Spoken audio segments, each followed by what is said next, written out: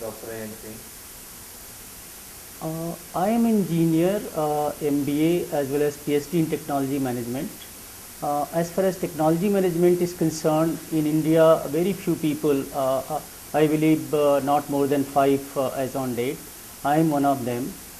And I have international and Indian experience in the large organization, particularly with the International Institute. I was also a part of World Bank project and looking the West African countries, particularly offering the appropriate technology transfer. So I am quite equipped, to head this team, and we are developing a very strong research-oriented biopharmaceutical company. What is the core business of Celestial Biolabs Limited? We are basically in biopharmaceutical, uh, driven by the technology, because bioinformatics has been our core, and from there we started developing the product. Now we have diversified in 3 areas, basically the allopathic, herbal and enzyme. Our main objective is to formulate by integrating these 3 areas and come out with the new drugs. Which are your main products?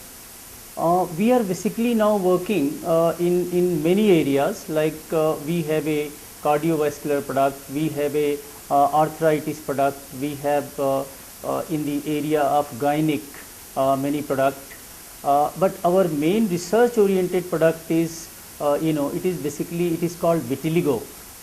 Vitiligo is a leukoderma, that white patch, and this we have developed along with the many reputed institutions, and where DST was also involved in funding some amount, and now we have done passed to the the last phase of clinical trial.